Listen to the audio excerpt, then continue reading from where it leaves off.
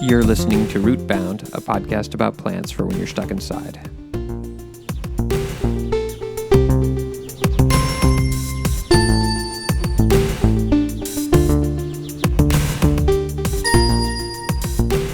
Rootbound is brought to you by the sun. That's right, you can't have plants without the sun. The sun, converting hydrogen into helium and light for 4.6 billion years.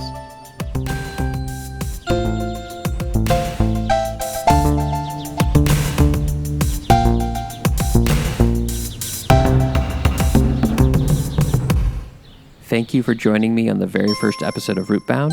My name is Steve.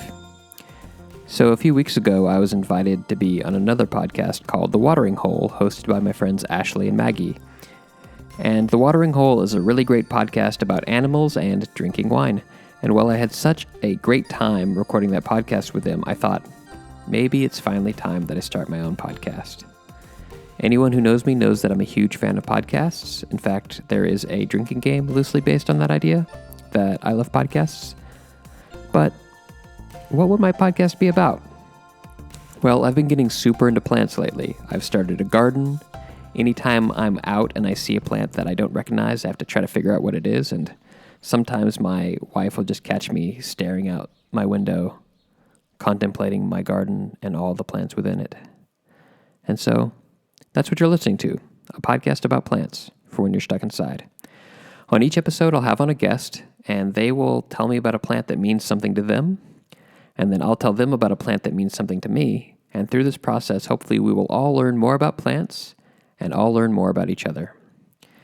Now, one of the things that I want to do with this podcast is force myself to learn more about plants and how they work and just everything about them. And I hope that we can all do that together.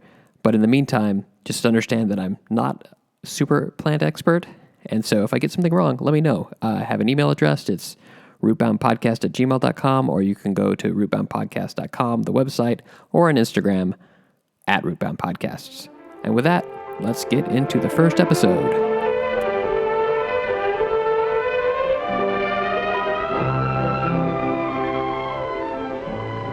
It's a green world we live in, and lucky we are that it is. Yet how few of us realize the significance of the plants which make it green. So the very first guest on Rootbound is my friend Ashley. Ashley, do you have a plant to tell me about? I do. I'm very excited about this plant. You told me to come with a plant that I had some kind of connection to. And immediately I was trying to think of all these other plants, and I just kept coming back to this plant.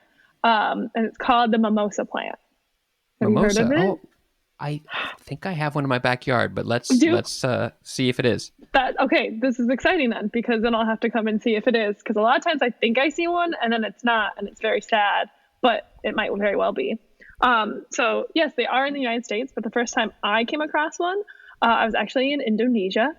It was like my first big trip in grad school, like out of the States. Just kidding. It wasn't in grad school, during undergraduate.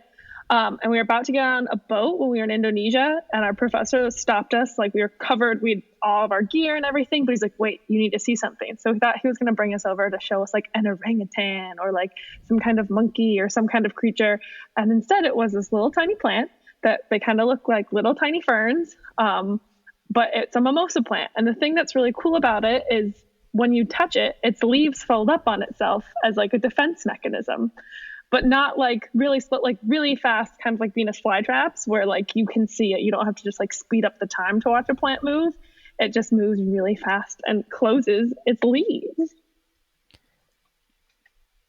That is super cool. I don't know if the one in my backyard does it. There's a tree. It's actually not in my backyard. It's coming over the fence. Yeah.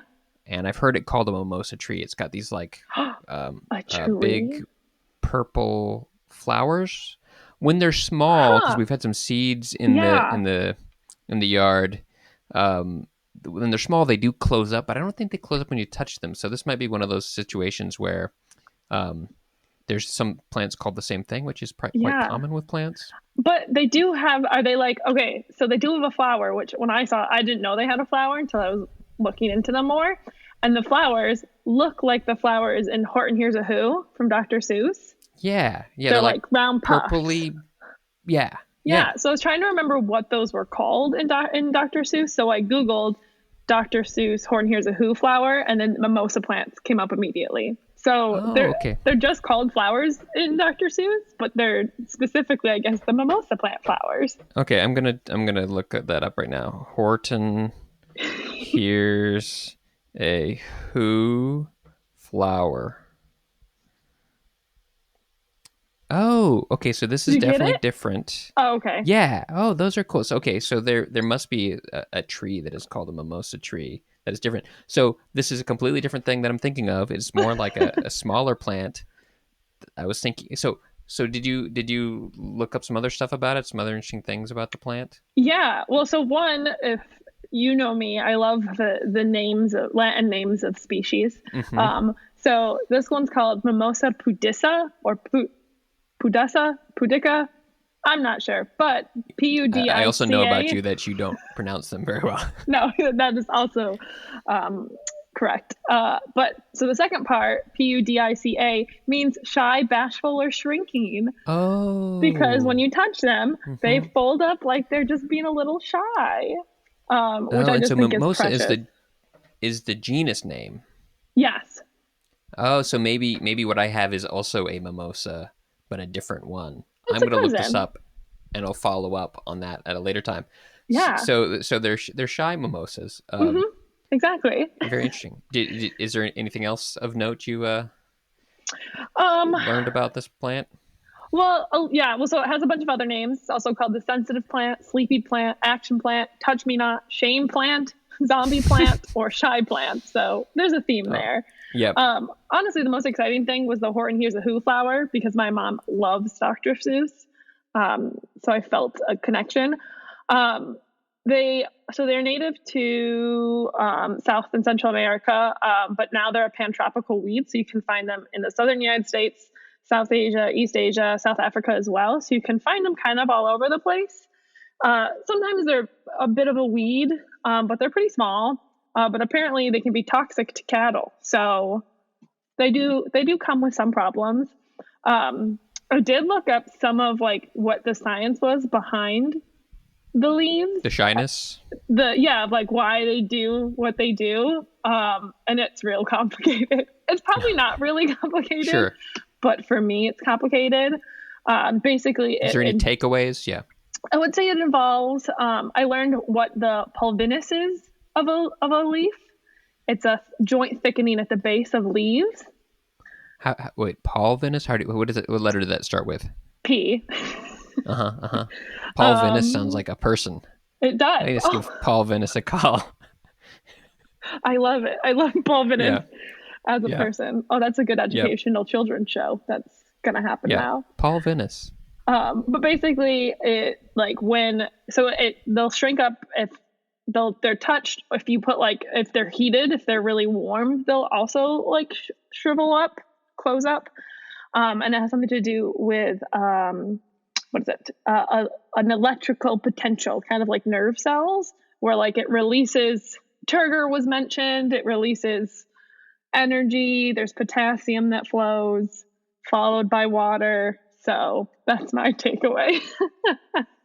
My favorite, though, I was reading a line about how to describe how it does what it does.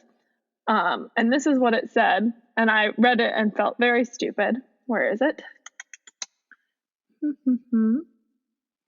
Good, you can just, here it is.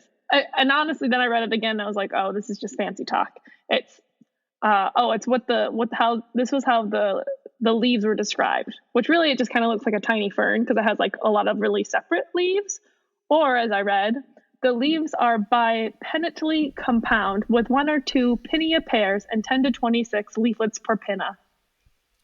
Very good. This is one thing about doing this podcast. One thing I want to learn in this podcast is all that plant talk about pinnate and all that stuff, what that means. So if someone says it, I can imagine the plant in my head. Right now, I don't. Nope. Any of those words, do you know what they mean? So I think pinna is the separate little tiny leaves. So another way it was described as feather-like. So if you look at a feather, there's a stem in the middle, and then off of each side, the pinna are I don't even know what the feather part of a feather is like.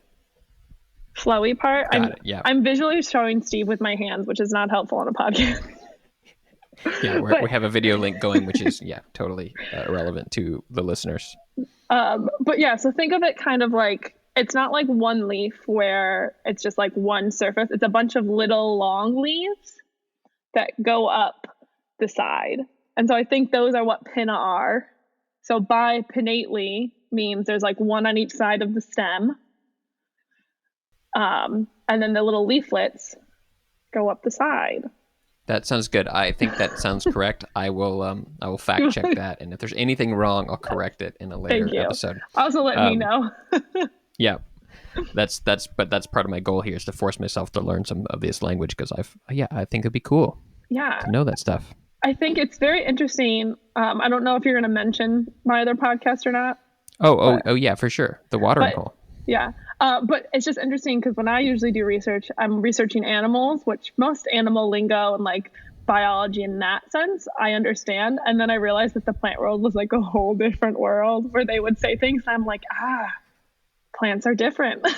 Yeah. And they're also, I think, one thing that's interesting about them is that, even like bugs and stuff, like the way that we work is pretty similar. Like we eat and we drink and we poop, and that's all pretty the same, right? Yeah. But plants, it's a whole other kind of world. Oh, yeah. And so it's kind of another level to start understanding them. And then don't even get me started on fungus. That's just a whole other crazy thing, which I might talk about fungus in this podcast, even though it's technically not a plant. But it might fall into the purview at some point. Well, people need to know. So, do you have any other fun facts about the mimosa? Let's see, what else do I got? Well, so it's interesting. They're not exactly sure why they evolved to be this way. I think the one that makes the most sense to me is that it makes them less attractive to herbivores that are grazing or any kind of plant predator, which I guess is an herbivore, because they'll get nice and small, so they're harder to see and they don't look as yummy. There are other theories, though. Let me scroll through my notes. Where'd it go? Another theory is that it prevents water loss from evaporation. So especially like if it gets warm, the water won't evaporate from the leaves. But it's also interesting because it's energetically expensive to do this. So it takes a lot of energy, and then they also don't photosynthesize as well when their leaves are folded. So to me, it makes more sense that like if a predator's coming, it's worth losing some of that to fold up and not get eaten. But then also because of this plant movement, they're used a lot in like research. So they're being used to test habitual learning in plants. Oh, wow. Like, I never even knew that could be a thing. Right?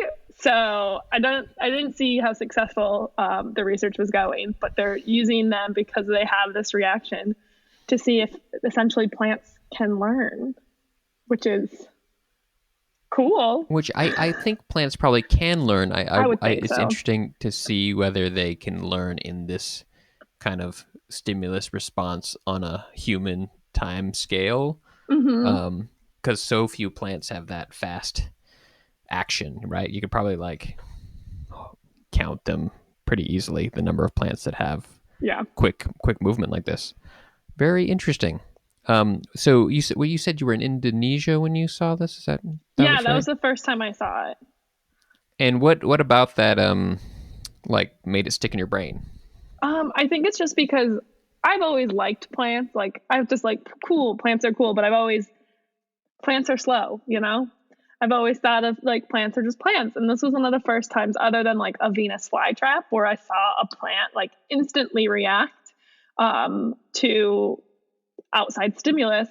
And then my professor was telling me how it's energetically expensive for a plant to do this. And then I felt bad because I literally had gone around to all the mimosa plants, touching them and making them close up. And it was the first time I felt like sympathy for a very specific plant in front of me. Like I feel sympathy for the planet, but like I felt bad that I had affected this plant.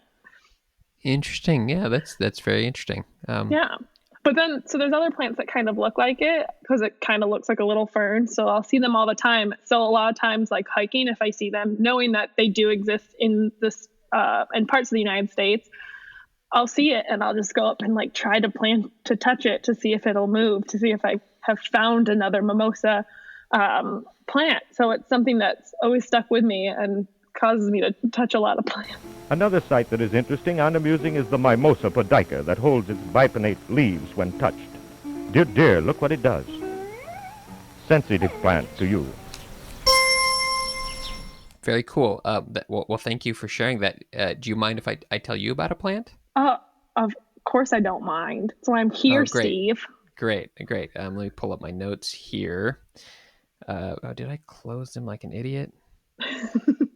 That's all right. I'm gonna cut this anyway. So let me load this back up. How did I close my notes? That was so stupid. No, I think you should leave. I'll listen. I think I can pull them up on my phone even faster, actually. Oh, very good. So the plant that I am going to tell you about is it's called bittercress or hairy bittercress. Oh. Even though it's not that hairy. Its Latin name is Cardamine hirsuta or Cardamine hirsuta. I never know how to pronounce the Latin stuff either. No. But I was first conscious of this plant last spring. So as Ashley, you know that my wife Carla and I bought a house a little over a year ago. And so last spring was the first spring with a yard. Mm-hmm. And I had to start mowing the lawn. And when you start mowing the lawn, or at least I did, I started becoming aware of all the plants that are around in the lawn and all the different weeds. Part of the reason why I want to start this podcast is because I'm out in the garden all the time. I'm like, oh, that's a new guy. Who are you? And so I started looking up, and I was starting to use the weed whacker on these tall weeds. And every time I moved through them, this spray of little white things burst out, and I was like, are those bugs jumping away from me? And they look like they would jump away. I'm like, that's what is that? But everywhere I went in the whole yard, just like spraying like hundreds of little like white flecks. I'm like, that's really crazy. So then I got down really close. I like on my hands and knees and was looking at these plants, and I shook one, and I could see these little things fling off of the plant. Mm-hmm. And these plants are very thin. Well, maybe I'll explain what they look like later, because I have a few like fancy, plant terminology that I learned. But anyway, they're pretty small plants, and they're like little seed pods are pretty small. But if you move them, their seed shoots out, and if you get your hands on one of the seeds, it looks like a little spring, very, very tiny spring, tan color spring. And it's been hard for me to figure out exactly what the mechanism is, because they're pretty small, and I've looked online and the descriptions haven't really stuck in my head yet. But I think basically they have tension along the length of the pod, and when they move, that tension is released and they coil up and they shoot off. And I was like, oh, that's really cool. That's pretty neat. This plant, a spring-loaded plant? Yeah. And it's all over my yard. In fact, apparently it's one of the most common weeds everywhere. Mm-hmm. It's native to Europe and Asia, but it's introduced here and introduced almost every other place. So it's like everywhere. But I didn't experience it till I actually was like mowing my lawn at the time of year when it's shooting its seeds everywhere. And then I think I looked up what it was, and I figured it out, but I kind of put it in the back of my head. Well, the only thing that I thought at the end of that year is like, man, I'm going to have a lot of these things next year, because their seeds just went all over the lawn. Everywhere. So that's one thing trying to learn how to find the balance of a lawn. And I don't want my lawn to all be one species. I think that's stupid, but I also don't necessarily want all one crazy jumping spring-loaded plant. Yeah. But then a few months ago, Carla and I went on this foraging walk. There's a guy in DC who like does these foraging classes to teach you how to find wild edible food. And we're actually learning about maple and how to tap maple trees on that trip. But we're also incidentally seeing any other plants we saw. And he pointed out this little plant called bittercress. And I was like, oh, that's the thing I have in my backyard. And when they first come up, they actually one of the first plants to come up in the winter. Like it can almost still be winter, not even quite spring yet, and they'll start to come up. And when they're really young, they form a basil rosette. That's my fancy $10 plant word. Basil, from what I understand, means base. So it's at the base of the plant. And a rosette is a circular pattern of leaves. Okay. So when it comes up, actually a dandelion has a basil rosette of leaves, if you can think of that. Right. But this Has a bunch of different leaves. They're compound leaves, which I think are pinnate, maybe. It's a Maybe. small it's a small stem with smaller leaves coming off to the left and right.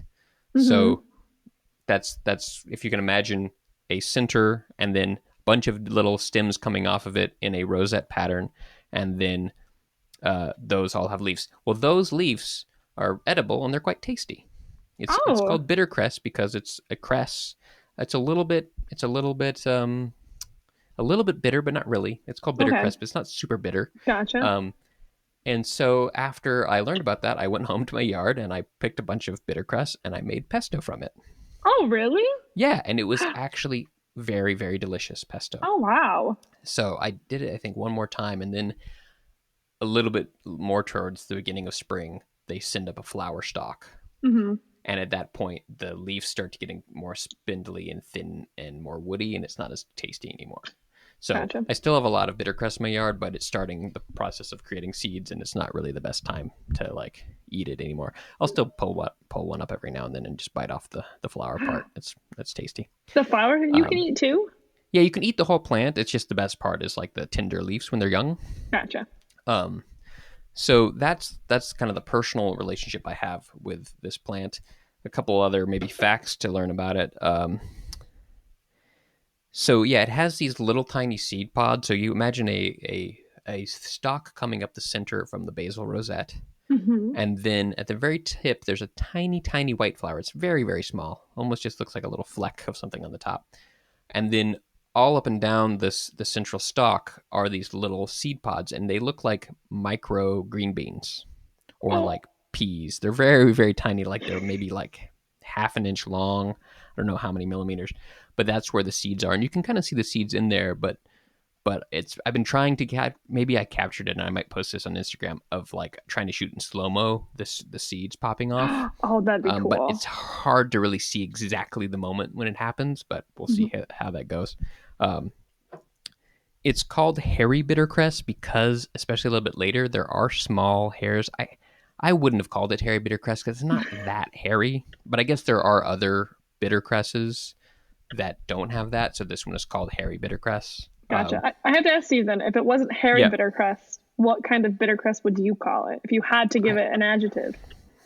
tasty bittercress. Well, all right. That Yeah, seems counterproductive to the bitter part of bittercress, but yeah. But so not everything that's bitter is not tasty. true. That's yeah. So it's actually a member of the Brassica family. If you're Mm, familiar, are you familiar with brassicas? no. Brassicas include things like broccoli and Oh. kale Oh, well, then yes, I am and familiar. turnip, um, and a bunch of other things like that. Actually, broccoli and kale are actually the same species. They're just different cultivars. That's another thing to talk about. Oh, wow. But it's in the Brassica family. They're also called the Cruciferae family. Brassic, Brassicaceae or I'm glad Cruciferae is the you're as good Yeah, at pronouncing things as I am. Makes me feel yeah, feel yeah. good. Um, I'm trying to load up. I also closed the browser at one point. I had the wiki up. I wanted to read some of the names. Let's see here. Okay, so other names. It is also known as uh, lamb's cress, land cress, hoary bittercress, Oh, spring cress, flickweed, shotweed, um, or stoon, which I apparently is in Old English. wow. I thought Flickwood was going to be my favorite, but then you came in with Stoon, and that might be my favorite Stoon. name. This is an interesting thing where we know when you on Wikipedia and you go down a rabbit hole. The last thing is, as Old English, stoon is the plant is cited as one of the herbs invoked in the pagan Anglo-Saxon 9 herbs charm, recorded in the Oh, 6th century, which is apparently a magical healing charm that involves 9 herbs, and bittercress was one of them. wow. So you can Okay, look that so up if you want. the nine herb. So anyway, yeah, 9 herb charm. Yeah. So yeah, that's the plant. It's in my yard. I've eaten it. It's pretty tasty, and it's pretty cool. It's a pretty cool little weed. That's it's an interesting. It's an introduced species. Could be considered invasive. with plants, even more than animals, I think that line gets pretty fuzzy as to what is invasive and what is Yeah. not. Um, but, one cool thing is because even though it's invasive, you can eat it and you can help get rid of it, and you can also eat something. So that's a kind of a two Double whammy birds. right there. Yeah, totally. So anyway, that's bittercress. Oh, that's so cool. Yeah. Well, Ashley, I want to thank you for coming on the very first episode of Rootbound, and maybe we'll have you on again and we can talk about some more plants. Yeah, thanks. I'm excited to learn more about plants. I'm excited that I had to learn more for today. It was exciting to research something different from animals for once, but just as interesting. A recipe for bittercress pesto. Collect bittercress in the very early spring, really the late winter. Pull the rosettes from the ground and separate them from the roots. Keep the leaves and discard the roots. Wash thoroughly and dry. To make the pesto, start by weighing your bittercress and use the classic pesto ratio, 1 to 2 to 2 to 8. That is, 1 part nuts, 2 parts oil, 2 parts cheese, and 8 parts greens. For example, if you have 80 grams of bittercress, then you will need 10 grams of nuts, 20 grams of oil, and 20 grams of cheese. For the nuts, pine nuts are classic, but you can also use pecans, walnuts, or hazelnuts. For the oil, olive works well, but so does sunflower. For the cheese, Parmesan or any dry hard cheese should do. Put all of the ingredients in a bowl and blend with an immersion blender. If not using immediately, transfer to a glass storage container and cover with a thin layer of oil.